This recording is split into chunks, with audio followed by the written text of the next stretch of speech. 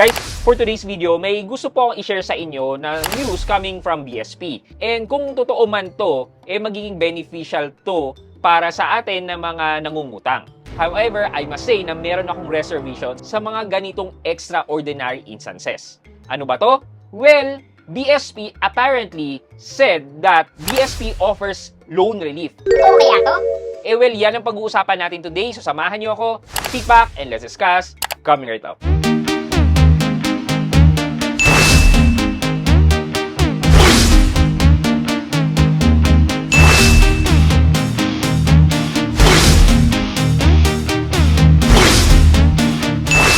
Hi guys, this is Pat and you're in Pat Quintos Review TV. So if you're new to my channel, I do reviews about personal finance na meron akong experience or meron na akong knowledge na ginawa ko na ng videos and playlist na makikita nyo dito sa taas. At kung bago ka dito sa channel ko, you may want to consider subscribing to my channel. Okay, yeah. So kung marinig mo yun, di ba, loan relief. Ibig sabihin na pwedeng hindi ka muna magbayad, yung mga ganun. Yung ganun yung na idea natin. And which is, tama naman.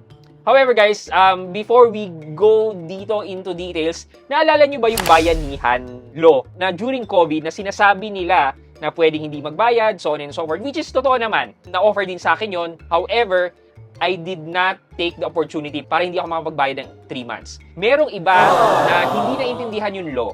Merong iba na hindi naman in-explain nung kumpanya, lending company, or banks yung details na itong loan relief na to. Ang ibig ko sabihin, take for example na lang, meron akong kakilala, hindi lang nag-iisa to. Tinake niya yung relief dun sa bayanihan law na hindi muna siya magbabayad ng utang sa loob ng 3 buwan yata yun. And ito yun guys yung utang niya ay sasakyan. So hindi ko alam kung na-explain ba sa kanya, naintindihan niya ba ng tama, so on and so forth.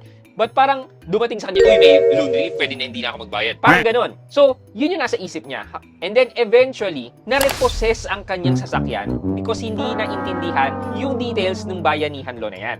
So, yes, maganda ang intention, but kailangan mo talaga maging mabusisi, intindihin, and kung ako yan, tapos mag-o-offer sa akin ng ganyan, and gusto kong i-take yung opportunity, ipapadocument ko yan through email, yan, etc. Yung agreement, yung usapan, para malinis na if ever man na ma-default ako at wala namang kasalanan because of that, well, yun ang babalikan. But ako yun. Pero paano yung iba? Di ba? Ganito yung reservation ko sa mga ganitong loan relief na to. But ano ba sinasabi ni BSP about this loan relief this year regarding sa oil crisis natin? Tara basahin natin tong news coming from Inquirer.net. BSP offers loan relief, urges waiver of digital fund transfer charges. Manila, Philippines, the Bangko Sentral ng Pilipinas approved temporary relief for financial institution and their customer as the Middle East-driven oil crisis strains the economy, allowing loan payment deferments and encouraging the waiver of online fund transfer. So dalawa to.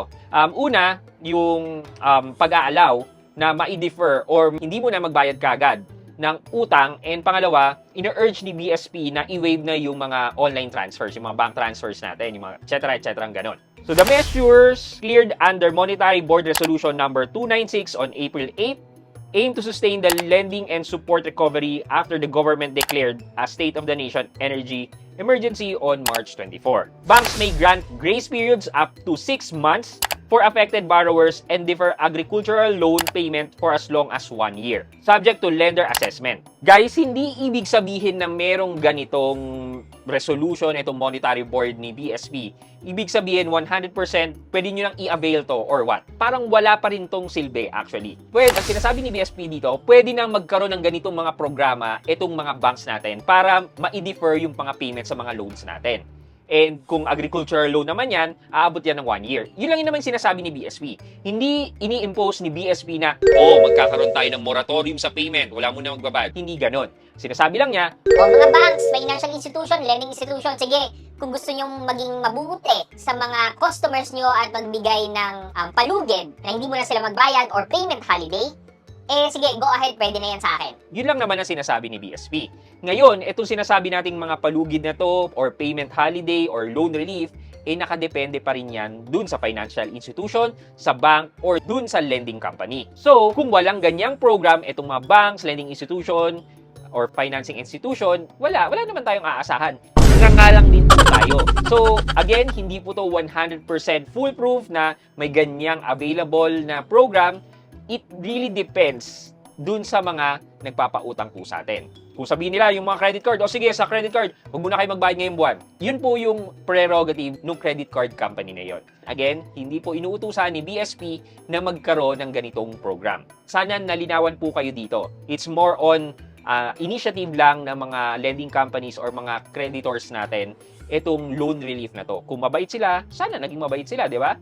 Magbigay sila ng ganyan. Pero if magbibigay nga sila ng loan relief, payment holiday, kailangan po nating maintindihang mabuti kung ano ang mga terms and condition netong loan relief na to or payment holiday. So, napaka-ikling video lang man po neto for this morning. And if magkakaroon po ng other development about this loan relief na to, for sure mababalitaan nyo rin po yan dito sa channel natin. Yun lang muna for this morning's video. Abangan nyo po ang video natin tonight. I hope you like this video, leave a thumbs up, and if not, wala nang problema dyan. But continue to support me by subscribing to my channel by clicking the subscribe button and also the bell button sa tabi ng subscribe para makareceive ka ng latest notification sa lahat ng upload ko. Again guys, this is Pat Quinto and you're in Pat Quinto's Review TV. Bye-bye!